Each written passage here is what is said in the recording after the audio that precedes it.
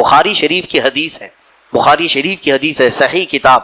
حضور پاک صلی اللہ تعالی علیہ وسلم نے فرمایا جس نے دن میں یہ 100 مرتبہ پڑھ لیا، دن بھر جو کچھ بھی کیا گیا تھا سب اللہ معاف فرما۔ تو رواج یہ دیا جاتا ہے کہ 5 وقت کی نمازوں میں اگر تم سے 50 یا 55 مرتبہ ہو جائے، 11 مرتبہ پڑھتے ہیں، باقی کا بچا ہوا اپنے رات میں سونے کے وقت پڑھ لو تاکہ دن بھر کی خطائیں معاف ہو جائیں۔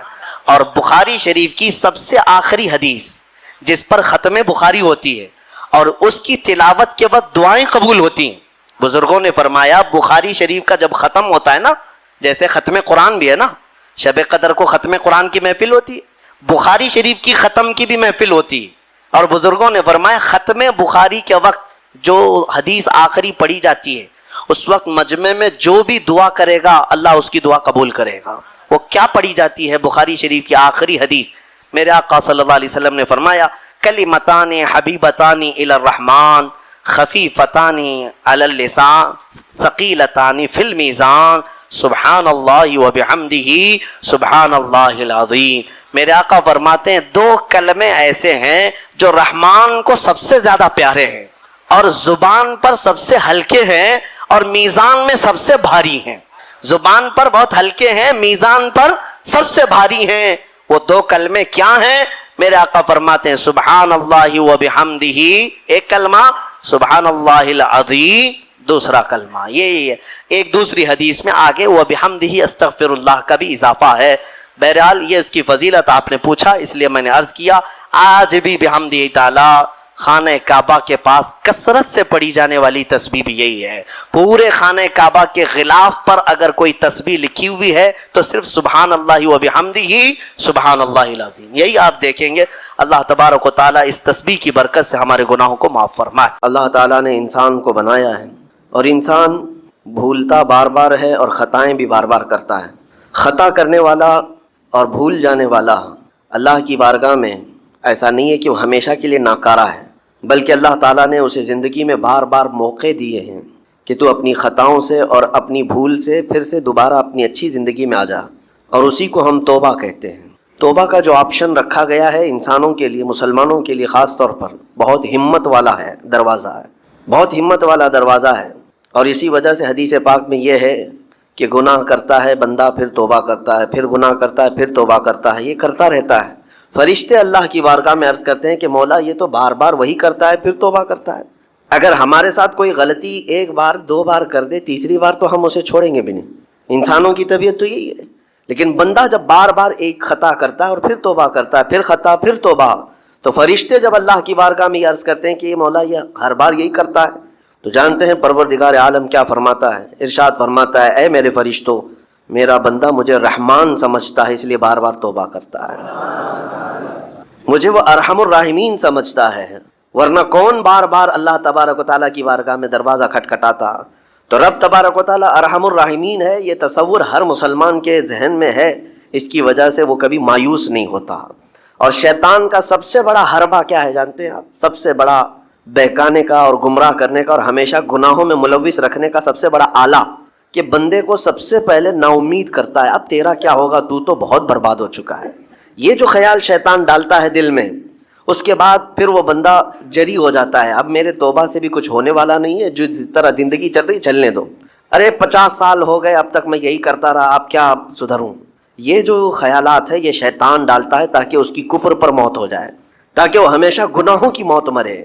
نا امیدی جو ڈالتا ہے شیطان، اب میرے ساتھ کچھ ہونا نہیں ہے۔ نہیں میرے عزیزوں، رحمت عالم صلی اللہ تعالیٰ علیہ وسلم کی بارگاہ میں کیسے کیسے لوگ آئے اور ارحم الراحمین نے ان کی توبہ قبول کی۔ آپ کو ایک بات میں بتاؤں، سیدنا عمر ابن خطاب رضی اللہ تعالیٰ عنہ کا دور ہے، مثنوی شریف میں مولانا روم فرماتے ہیں جنت البقیع آپ نے سنا ہوگا، قبرستان مدینے کا، مدینے کے قبرستان میں رات کے وقت ایک بوڑھا آدمی 80 سال کا جو بانسری بجاتا تھا اور اسی سے پیسہ کماتا تھا، اس کی بانسری میں بڑی اچھی لے تھی، بڑی سر اچھی تھی، لوگ سنتے تھے اور پیسے دیتے تھے، لیکن بڑھاپے میں جب سانس پھولنے لگ جاتی ہے، ہانپنے لگ جاتا ہے، سانس نہیں ٹھہرتی، تو بانسری کیسے بجتی؟ اس کی لے ٹوٹ جاتی، لہجے بدل جاتے۔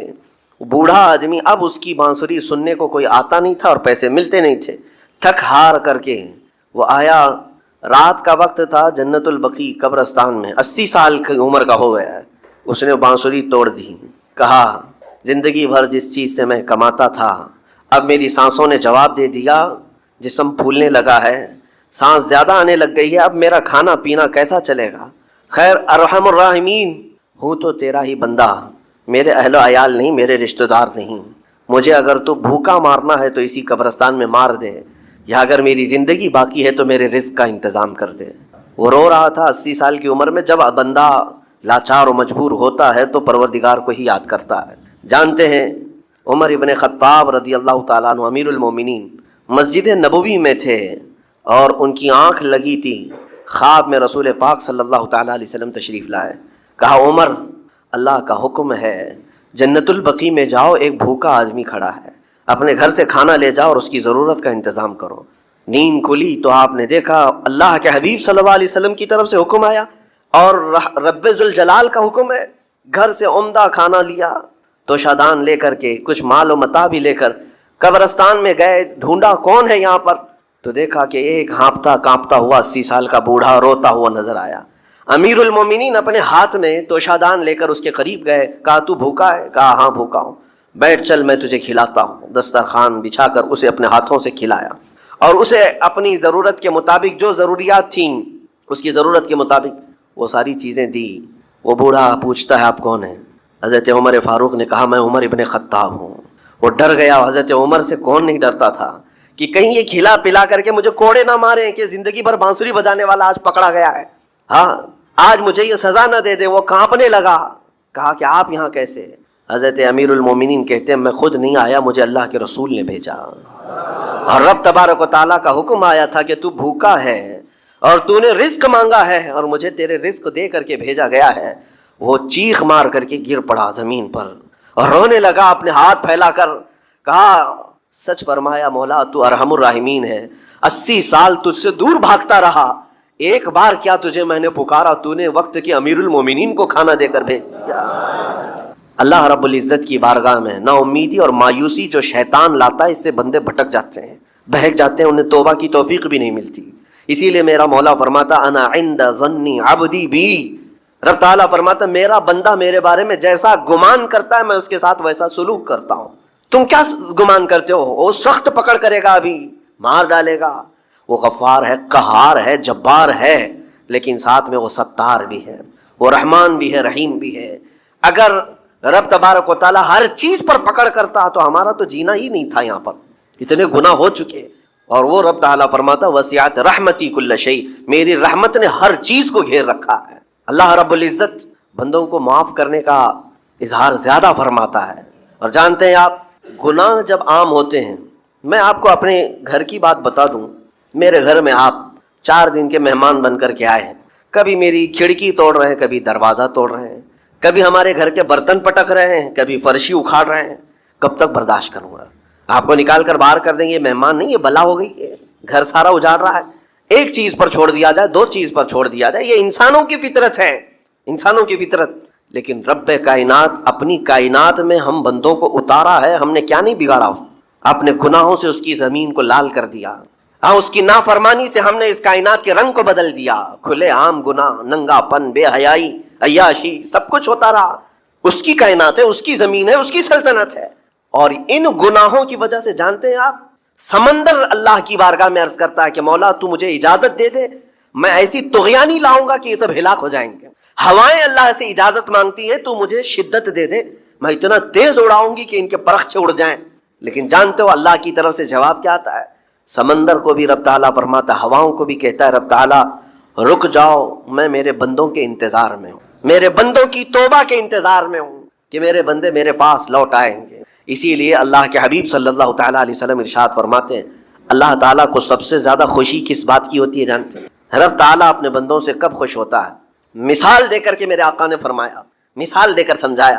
صحرا میں، ڈیزرٹ میں ریتیلے میدان ہوتے ہیں، اس کا سفر بڑا ڈینجر ہوتا ہے۔ آج بھی ڈیزرٹ ہیں بہت سارے، سہارا ڈیزرٹ کا نام سنا ہوگا آپ نے۔ ہم گئے ہیں 200-250 کلومیٹر تک آپ چلتے رہو گاڑی، نہ ایک درخت نظر آتا ہے، نہ پہاڑ نظر آتا ہے، نہ گھر نظر آتا ہے، کچھ بھی نہیں۔ اس طرف میدان ریت کا اور آسمان لگا ہوا دکھتا ہے، ادھر بھی آسمان، تنہا ہم اکیلے نظر آتے رہتے ہیں۔ صحرا کا جو سفر ہوتا ہے بہت کٹھن ہوتا ہے۔ نبی پاک صلی اللہ تعالیٰ علیہ وسلم مثال دیتے ہوئے ارشاد فرماتے ہیں ایک بندہ اپنی اونٹنی لے کر اس پہ ساز و سامان لے کر کھانے پینے کا صحرا کے سفر پر تھا، اور صحرا میں کھانا پانی بہت مقدار میں لی جاتی ہے کیونکہ کچھ ملتا نہیں، اور جلد سے جلد وہاں سے سفر گزار کر کے آنا۔ ایک بار اگر راستہ بھٹک گیا موت ہو جاتی ہے، وہاں پہ راستہ ملے گا نہیں، جس طرف بھی جاؤ تو لگے گا سیدھا ہی چل رہا ہوں، ڈائریکشن ہی نہیں پتا ہوتے صحرا میں۔ حضور پاک صلی اللہ علیہ وسلم فرماتے ہیں ایک بندہ صحرا کے سفر میں اپنی اونٹنی کے ساتھ ساز و سامان لے کر سفر پر تھا، بیچ راستے میں اسے نیند آئی، سویا، سو کر کے اٹھا تو دیکھا اس کی اونٹنی ساز و سامان کے ساتھ غائب ہے، صحرا میں، بیچ صحرا میں۔ اب جو سواری تھی وہ غائب ہے، کھانا پانی تھا وہ غائب ہے، کچھ نہیں ہے ساتھ میں۔ گھبرا گیا، پریشان ہوا، اپنی اونٹنی کو ڈھونڈتا ڈھونڈتا تھک گیا، کبھی ادھر کبھی ادھر، کبھی ادھر کبھی ادھر، ہر جگہ کہیں کوئی نشان نظر نہ آئے، اور جب سواری نہیں ہے تو اب کئی 100 کلومیٹر کا بغیر کھانے پینے کے کیسے سفر کرتا؟ تھک ہار کر کے دوسرا دن ہو کہ تیسرا دن ہو، ایک جگہ وہ بندہ سو گیا، پھر سے سو گیا، اب راستہ بھی نہیں ملتا، سویا تو نیند سے اٹھا جب تو دیکھا اس کی اونٹنی بھی موجود ہے، اس کا ساز و سامان بھی ہے۔ یہ مثال ہے، یہ مثال ہے۔ میرے آقا صلی اللہ علیہ وسلم صحابہ سے اب پوچھتے ہیں اے میرے صحابہ بتاؤ اس بندے کو جو صحرا میں گمشدہ اونٹنی جس کی مل جائے اسے خوشی کتنی ہوگی؟ صحابہ کہتے ہیں یا رسول اللہ اس کی تو جان میں جان آ گئی ہوگی، کیونکہ وہ جانتے تھے صحرا کا سفر کیا ہوتا ہے۔ کہا سب سے زیادہ اسے خوشی ہوگی کہ اس کا کھویا ہوا سامان مل گیا، کھوئی ہوئی سواری مل گئی۔ میرے آقا صلی اللہ علیہ وسلم فرماتے ہیں گمشدہ اونٹنی کے ملنے پر جیسے اس مسافر کو خوشی ہوئی، اس سے کئی زیادہ بڑھ کر کے رب تعالیٰ کو اس وقت خوشی ہوتی ہے جب ایک گنہگار بندہ واپس توبہ کر کے اس کی بارگاہ میں آتا ہے۔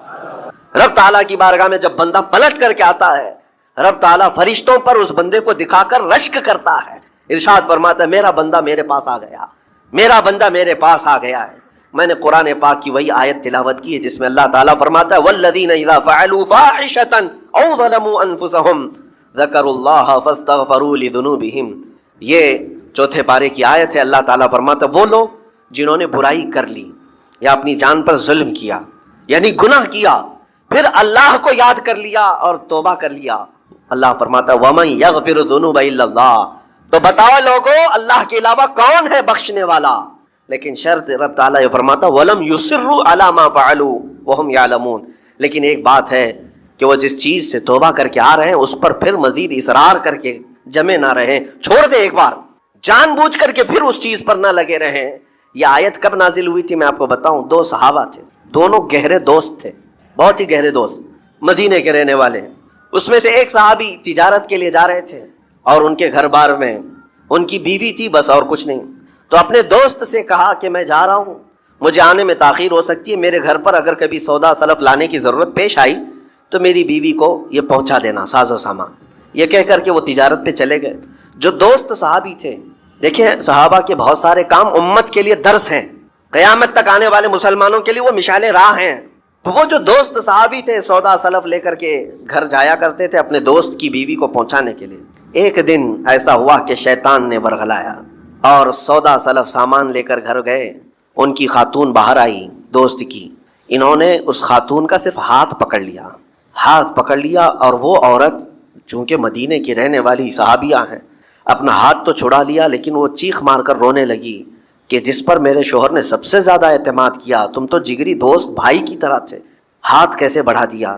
تو اس صحابی کو فوراً احساس ہو گیا کہ میں بہت بڑی خطا کر گیا، میرے بھائی اور میرے دوست کی امانت میں نے خیانت کر دیا، اس نے مجھ پر بھروسہ کیا تھا اور اس کی بیوی کا میں نے ہاتھ پکڑ لیا، بس اتنی سی بات تھی۔ وہ خاتون بھی رونے لگ گئی کہ میرے ساتھ کیا ہوا، یہ صحابی بھی رونے لگ گئے، احساس فوراً ہو گیا کہ میں نے غلط کیا ہے، سودا سلف لانے کے وقت مجھ سے غلطی ہو گئی، خطا ہو گئی۔ اب اس خطا کی وجہ سے وہ کرتے کیا، ان کو تو ڈر یہ تھا کہ میں اپنے دوست کو منہ دکھانے کے بھی قابل نہیں اور نہ ہی میں یہ چیز کسی کے سامنے ذکر کر سکتا ہوں، کیا کروں؟ تو مدینہ چھوڑ کر کے چلے گئے پہاڑیوں میں، اور بغیر کھانا پانی سب کچھ بھی نہیں تھا، پہاڑیوں کے بیچوں بیچ رہنے لگے اور صرف روتے تھے اور گر جاتے تھے، اور کمزوری آ گئی جسم میں، اٹھنے پھرنے کی بھی طاقت نہیں تھی۔ اب وہ دوست ان کے صحابی تجارت سے واپس آئے، گھر میں آتے ہی ان کی خاتون نے بتا دیا کیا معاملہ پیش آیا۔ وہ بہت جلال میں آئے اور کہا کہ میرا دل ٹوٹ گیا، آج میری کمر ٹوٹ گئی، جس کے ساتھ ہم نے پوری زندگی بتائی آج اس نے میری عورت کے ساتھ ایسا کیسے کیا؟ بہرحال انسان ہے، خطا ہوتی، انسان ہے، بھولنا اور خطا کرنا اس کی عادت ہے. اب ان کو دل میں تو بہت تکلیف ہوئی، کروں کیا؟ لیکن وہ صحابی تھے، انہوں نے کہا یہ معاملہ سیدھے حضور پاک کی بارگاہ میں رکھتا ہوں. کہا کہ میں سزا دوں گا یا پھر جو ہے ان کے لیے جو قرار واقعی چیز ہوگی وہ دلا کر رہوں گا. بارگاہ مصطفیٰ صلی اللہ تعالیٰ علیہ وسلم میں تشریف لائے. عرض کیا کہ آقا ایسا ایسا ہو گیا، میرے معتمد ساتھی نے میرے گھر میں ایسا معاملہ کر دیا. نبی پاک صلی اللہ تعالیٰ علیہ وسلم غمگین ہو گئے کہ ان دونوں کے درمیان ایسا کیسے ہو گیا. پھر تھوڑی دیر کے بعد رحمت عالم صلی اللہ علیہ وسلم جو غیب داں نبی ہیں، ہر چیز کو جانتے بلکہ اپنے امتیوں کے احوال سے باخبر رسول ہیں، نبی پاک صلی اللہ تعالیٰ علیہ وسلم اپنے اس غریب صحابی کے حالات معلوم کیے. پتہ چلا کہ وہ تو گھر بھی چھوڑ دیا، مدینے بھی چھوڑ دیا، پہاڑیوں میں جا کر کے پناہ لے کر کے اکیلا تنہا رہ رہا ہے. اللہ کے نبی صلی اللہ تعالیٰ علیہ وسلم اپنے اس غریب امتی صحابی کے حالات معلوم کرنے کے بعد اللہ کریم کی بارگاہ میں عرض کرتے ہیں کہ مولا تو فیصلہ سنا دے. اللہ تعالیٰ نے آیت نازل فرمائی، جو آیت میں نے آج آپ کے سامنے تلاوت کیا. اللہ تعالیٰ فرماتا ہے والذین اذا فعلوا فاحشۃ او ظلموا انفسهم، جن لوگوں نے گناہ کر لیا یا اپنی جان پر ظلم کیا ہے، پھر ذکروا اللہ فاستغفروا لذنوبہم، اللہ کو پھر جلدی یاد کر لیا اور توبہ کر لیا. رب تعالیٰ فرماتا ومن یغفر الذنوب الا اللہ، محبوب بتاؤ اللہ کے سوا کون ہے گناہوں کی بخشش کرنے والا. اللہ تعالیٰ ان کے گناہوں کو معاف کر دیتا ہے جو فوراً اپنے گناہ کے بعد یاد کر لیتے ہیں کہ مجھ سے خطا ہوئی ہے. رسول کریم صلی اللہ تعالیٰ علیہ وسلم نے اس صحابی کو بتایا تیرے بھائی سے بھول ہوئی، خطا ہوئی، لیکن رحمان نے اس کی بخشش کا مصداق قرآن میں سنا دیا کہ وہ باز آ گیا اور توبہ کر رہا ہے، لہٰذا تیرے لیے بھی یہ زیب نہیں دیتا کہ تو اب کوئی انتقام لے، تو اپنے دل سے معاف کر. یہ صحابی تھے، اللہ کے نبی صلی اللہ علیہ وسلم کے پروردہ تھے، نفسانیت اور خواہشات کے نہیں. یہ فوراً گئے اور اپنے اس جگری دوست کو، اپنے اس بھائی کو ڈھونڈتے ہوئے پہاڑیوں کے بیچوں بیچ جا کر کے دیکھا. ان کی حالت بہت خستہ تھی، کمزور ہو گئے تھے اور روتے روتے اتنا تھک گئے تھے، نہ کھانا ہے نہ پانی ہے، بس یہ کہ ان سے خطا کیا ہوئی تھی، اپنے دوست کی عورت کا ہاتھ پکڑ لیا تھا. بس میرے عزیزو اس سے بڑا نہیں. ہاتھ پکڑنے پر ان کو اس قدر احساس تھا کہ مدینہ چھوڑ دیے. لوگ یہاں پورے کے پورے گناہ میں ڈوب جاتے ہیں، زنا میں ڈوبتے ہیں، انہیں احساس تک نہیں. یہ صحابی گئے اور جیسے ہی یہ گئے تو وہ ہوش میں آئے اور رونے لگے کہ میرا بھائی آ گیا اور اب شاید یہ انتقام لے گا، بدلہ لے گا، مجھے مار ڈالے گا، کیونکہ میں نے اس کا اعتماد توڑا، اس کا بھروسہ ختم کیا. لیکن یہ صحابی گئے اور ان کا ہاتھ پکڑا اور اپنے سینے سے لگایا، کہا کہ تو بھی ابن آدم ہے، میں بھی ابن آدم ہوں، انسان ہے، خطا ہو گئی، لیکن بشارت ہے تجھے کہ اللہ نے قرآن میں محبوب کی بارگاہ میں آیت اتاری، تیری بخشش کا پروانہ اتار دی. وہ اس قدر خوش ہوئے کہ اس صحابی کو تھام لیا اور کہا میں تو مایوس ہو کر پورے گھر بار سب چھوڑ کر کے آیا تھا، لیکن میرا رحمان خدا بندوں کو کبھی چھوڑتا نہیں، کبھی اکیلا ہونے نہیں دیتا، وہ مایوس نہیں کرتا. میرے عزیزو آج ہمارے پاس وقت ہے جب ٹھوکر کھائیں تو فوراً احساس ہو جائے، جب غلطی ہو جائے. غلطیاں کس سے نہیں ہوتی؟ گناہ سب سے ہوتے ہیں. اور اسی لیے میرے آقا صلی اللہ علیہ وسلم ارشاد فرماتے ان بنی آدم خطاؤن وخیر الخطائین التوابون، آدم کی ساری اولاد خطا کرتی ہے، یعنی آدمی سب خطا کرتے ہیں، لیکن بہترین خطا کرنے والا وہ ہے جو خطا کرتے ہی توبہ کر لیتا ہے، توبہ کر لیتا ہے.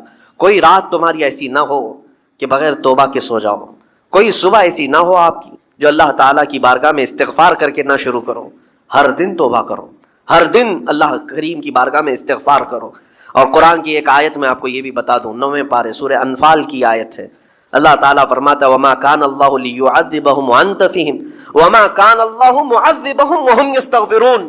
اللہ فرماتا ہے اس امت پر اللہ عذاب ویسا نازل نہیں کرے گا جیسے پہلی امتوں پر